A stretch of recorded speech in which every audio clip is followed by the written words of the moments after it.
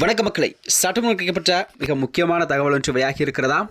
அதிமுக பாஜகவை தோற்கடிப்போம், அண்ணாமலையின் அன்பு கூட்டம் தடலாடி முடிவா, அதிர்ச்சியில் டெல்லி தலைமை.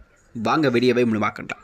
அதாவது தமிழகத்தில் வரக்கூடிய இந்த 2026 சட்டமன்ற தேர்தல் என்பது நெருங்கக்கூடிய சூழல்தான் தமிழக அரசியல் களமே சூடுபிடிக்க தொடங்கிவிட்டதா. அந்த வகையில் தான் அனைத்து கட்சிகளும் தங்கள் கட்சி பணிகளை பம்பரம் போல் சுழன்று தனது வேலைகளை செய்து கொண்டிருக்கிறது. அதனை பொறுத்தவரை தமிழகத்திலே கண்டிப்பாக இம்முறை 4 முனைப்புட்டு இழக்கக்கூடிய சூழல் உருவாகி கொண்டிருக்கிறதா.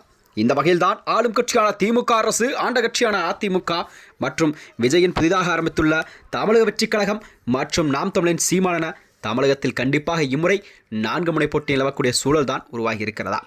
இந்த வகையில் தான் அதாவது வருகின்ற 2026 சட்டமன்ற தேர்தலில் அதிமுக பாஜக கூட்டணி என்பது தமிழகத்தில் ஒரு வலுவான கூட்டணியாக பார்க்கப்பட்டு வருகிறதா.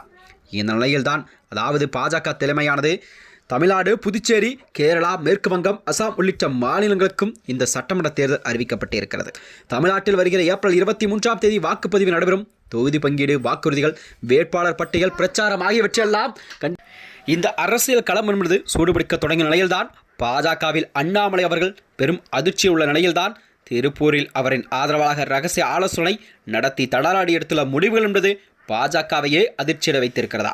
அதாவது பாஜகவின் மாநில தலைமையில் இருந்து விடுவிக்கப்பட்ட பிறகு அண்ணாமலை அவர்களுக்கு மத்திய அமைச்சர் அல்லது கட்சியின் தேசிய அளவான பெரிய பொறுப்புகள் எல்லாம் கண்டிப்பாக வழங்கப்படும் என்று பாஜக தலைமை அறிவித்திருந்தது.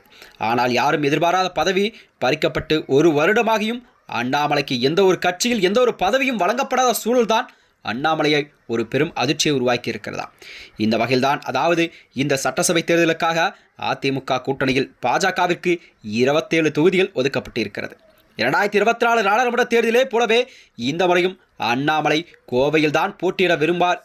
கோவையில் கவுண்டம்பாளையம் அல்லது சிங்காநல்லூர் தொகுதியில் கண்டிப்பாக அவருக்கான வாய்ப்பு வழங்கப்படும் என்று எதிர்பார்க்கப்பட்டிருந்தது. ஆனால் கோவையில் ஒரு தொகுதி மட்டுமே பாஜகவிற்கு ஒதுக்கப்பட்டது. அந்த ஒரு தொகுதியிலும் அதாவது வானதி சீனிவாசன் அவர்கள் அந்த தொகுதியில் நிற்பதாக அறிவிக்கப்பட்டிருக்கிறது தலைமை கழகம். இதனால் தான் அண்ணாமலைக்கு பாஜக தலைமை உறுதி கொடுக்கவில்லை. அண்ணாமலையின் அவரின் ஆதரவாளர்களும் கடும் அதிர்ச்சி அடைந்திருக்கிறார்கள். கடந்த சில நாட்களுக்கு முன்பே அதாவது பிரதமர் நரேந்திர மோடி அவர்கள் கோவை விமான நிலையம் வந்தபோது கூட அண்ணாமலை அவர்கள் அவரை வரவேற்க செல்லவில்லை என்பது, கட்சி பணியில் இருந்தும் அவர் ஒதுங்கியே இருக்கிறார் என்பதும் பெரும் அதிர்ச்சியை ஏற்படுத்தியிருக்கிறது. இதனை அடுத்துதான் நேற்று தமிழகம் வந்த அதாவது பாஜகவின் மேலிட பொறுப்பாளர் பியூஷ் கோயல் அவர்கள் அண்ணாமலைக்கு அழைப்பை விடுத்திருக்கிறார்.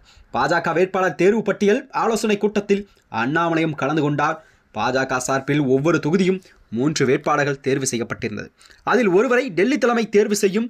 இதில் அண்ணாமலை பெயரும் இருக்கிறதாம் என்று டெல்லி தலைமை நைனா நாகேந்திரன் அவர்கள் பாஜகவின் மாநில தலைவர் கூறியிருக்கிறார். இந்த வகையில்தான் அதாவது இந்த வருகின்ற 2026 சட்டமன்ற தேர்தலில் அண்ணாமலை அவர்கள் எந்த தொகுதியில் போட்டியிடப் போகிறார் என்பதுதான் ஒரு கேள்விக்குறியாக பார்க்கப்பட்டு வருகிறது. மேலும் இதுபோன்ற வீடியோக்களை தெரிந்து கொள்ள நமது சேனலை மறக்காமல் சப்ஸ்கிரைப் செய்து கொள்ளும். நன்றி, வணக்கம்.